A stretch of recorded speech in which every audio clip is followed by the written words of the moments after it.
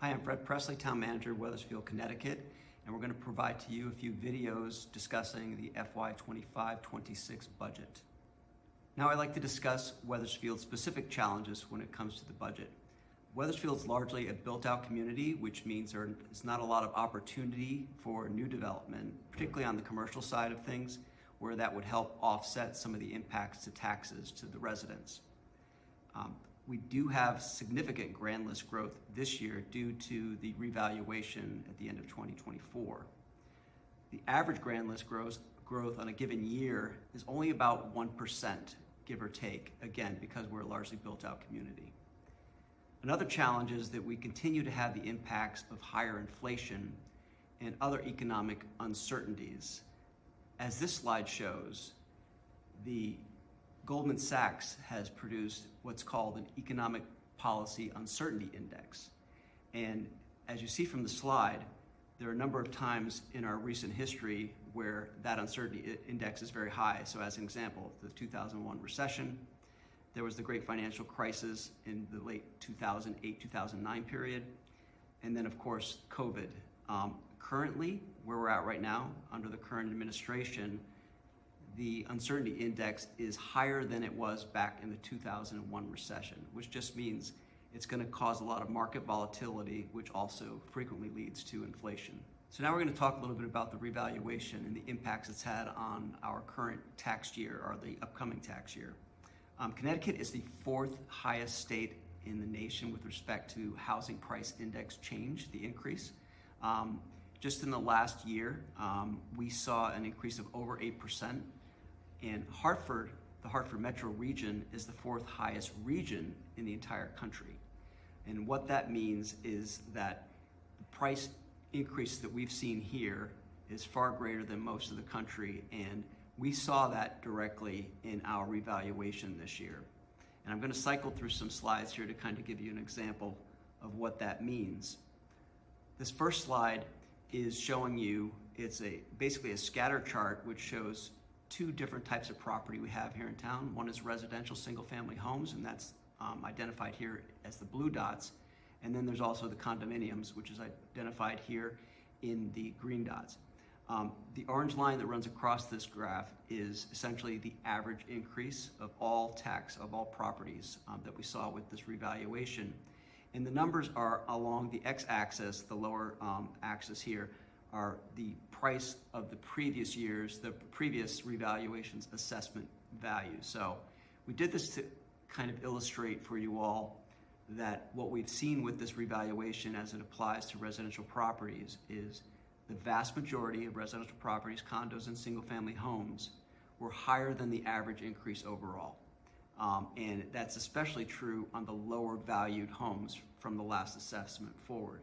So the lower valued homes were the ones who were, identified in that $100,000 to $50,000 range in your previous assessment.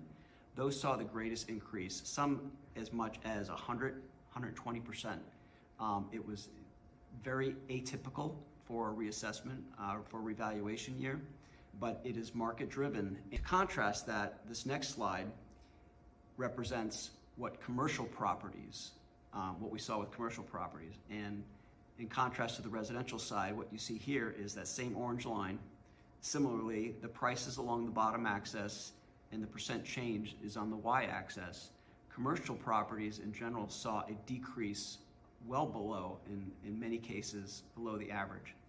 And we've seen some different from the residential scale. We actually had to go into the negatives on the commercial scale because they dropped by as much as 30, 35, 40% on some of these properties. Why is a good question there. The main reason we're seeing this type of decrease in valuation on the commercial side is that post-COVID, office buildings, as an example, have reduced greatly in value. There's still a lot of people working from home, and we've seen decrease in office values across the board. Excuse me. Otherwise, retail is another example where people just gotten used to ordering things online, and retail establishments just don't have the same value as they once did. So with that, what happens to that value?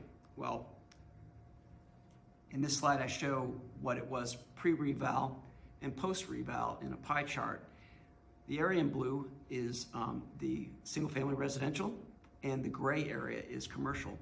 So prior to the reval, residential accounted for roughly 71% of our valuation dollars, and commercial about 23.5%. That has shifted more to the residential side, as I showed in the previous charts, and by over 3% in total. Now you might think, well, 3%, that's not a lot, right? Well, based upon the current valuation, 3% is approximately $102 million. And if you take that value, assessed value of $102 million at 3%, and apply the proposed mill rate increase, which is 32.95, which is a over 10 mil drop from the previous assessment, that still means that we're going to see a reduction on the commercial side of almost $3.4 million in tax revenue. Now, that has to come from somewhere. If we keep everything flat, that money has to come from somewhere, and obviously because the residential values went up, that's where that shift is happening. So when we say the tax burden's being shifted from one class to another, from residential to commercial, from commercial to residential, that's what we mean. And so the impact is not going to be across the board equal, because it really depends on what your house did in that revaluation. So like I said, some people went up the average, some people below the average. A lot of people were above that average, and the higher you are above that average, the more your taxes will increase, and that's without any change in the budget whatsoever. Reval has nothing to do with budget. It's not a revenue generating methodology. It's strictly to come up with fair values based upon the market. Now, many of you might be saying, this isn't fair. My taxes are going to be going up, 20, 30, 40, 50%.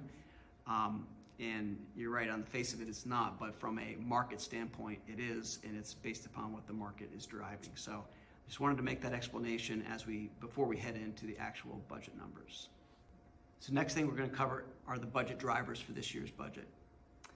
There are several key budget drivers that are reflected in the increases that we're asking for this year. And again, the increases are fairly low. In fact, I will tell you this is the lowest increase that I've asked for since I've been town manager here. And that is really based upon the fact, knowing that the reval is going to have a major impact on a lot of residents. So we wanted to keep the increase as low as possible. But with that said, there are still budget drivers that we really have little to no control over. And I'm going to go through some of those.